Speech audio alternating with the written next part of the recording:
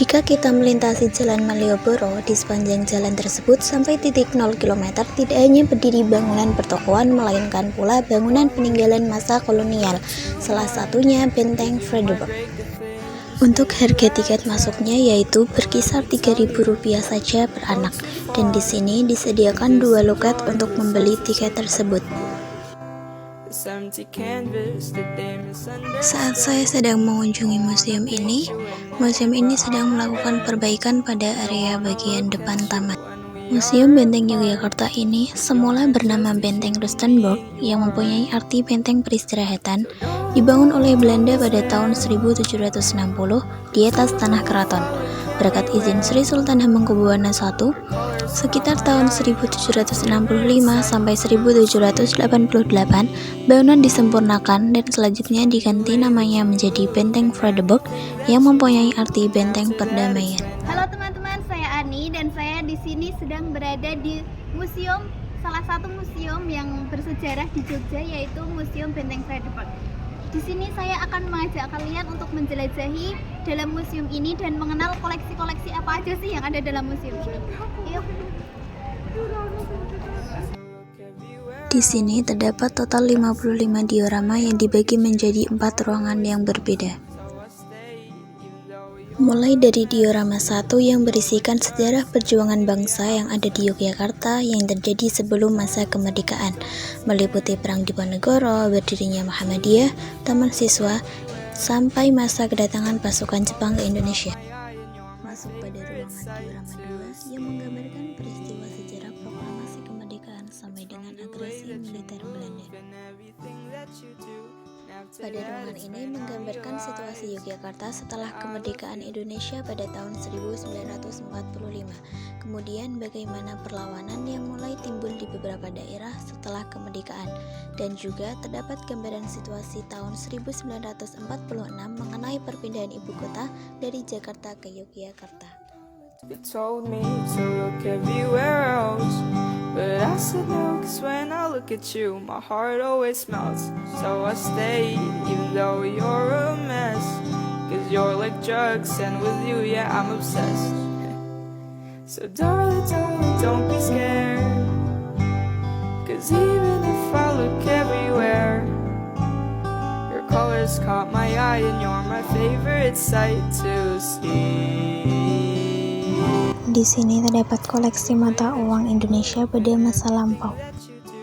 After that, it's when I realize that I love you.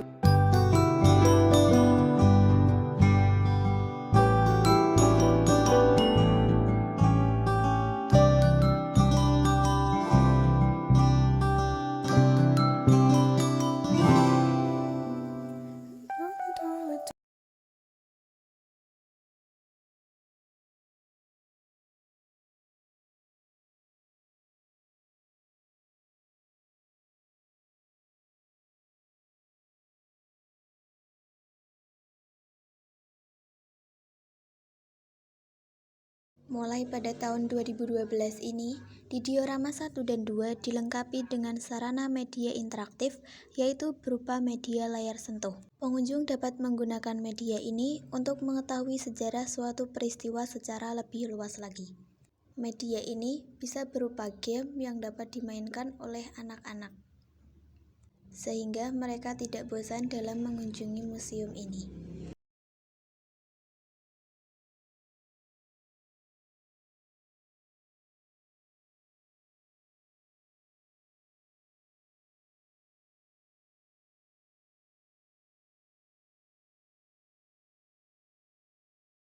Masuk pada bagian diorama 3 yang menggambarkan peristiwa perjanjian Renville sampai pengakuan kedaulatan Republik Indonesia Syarikat.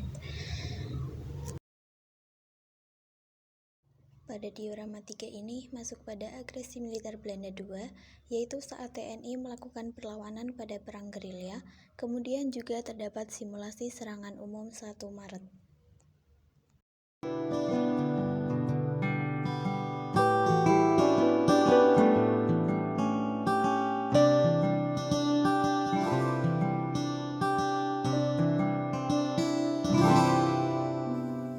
Darling, don't move.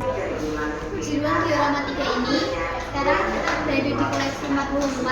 yaitu para pemimpin negara kembali ke Yogyakarta. Dan gambar ini merupakan lapangan terbang Makbo yang sekarang menjadi bendera Adi Sucipto Yogyakarta. Setelah tentara Belanda meninggalkan Yogyakarta pada tanggal 29 Juni 1949, tugas pengamanan Yogyakarta sepenuhnya di bawah kendali Letkol Soeharto selaku Komandan Berkelis III yang bertanggung jawab langsung kepada Sri Sultan Hamengkubuwono IX. Selaku Menteri Negara Koordinator Keamanan Republik Indonesia, dengan situasi keamanan yang semakin kondusif, maka pada tanggal 6 Juli 1949, Insinyur Soekarno, Dr. Muhammad Hatta, Haji Agus Salim, dan para pemimpin negara kembali ke ibu kota Yogyakarta dari pengasingannya di Pulau Bangka. Nah, di sini terdapat ruang audiovisual yang sangat menarik. Selain mempersiapkan penarikan mundur tentara Belanda, Sri Sultan Hamengkubuwono IX juga berkoordinasi terkait persiapan masuknya TNI ke Yogyakarta. Untuk melakukan persiapan ini, Sri Sultan Hamengkubuwono IX berkoordinasi dengan Wakil Kepala Polisi Negara Sumarto dan Komandan Pevreise III Jogja, Letnan Kolonel Soeharto di Kepatihan.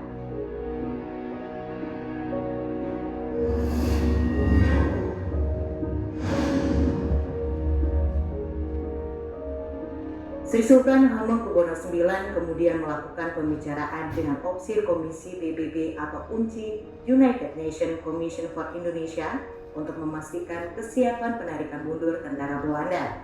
Pada tanggal 23 Juni 1940, dalam perundingan ini delegasi Republik Indonesia diwakili oleh Mr. Muhammad Rum dan Belanda diketuai oleh Dr. J.S. van Rooyen.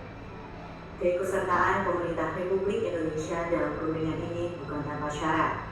Pihak pemerintah Republik Indonesia menuntut agar tentara Belanda ditarik dari wilayah Yogyakarta. Akhirnya, Belanda menerima persyaratan tersebut. Penarikan tentara Belanda dari daerah istimewa Yogyakarta yang akan digantikan oleh TNI diawali dengan sebuah persetujuan yang disebut dengan suspension of arms.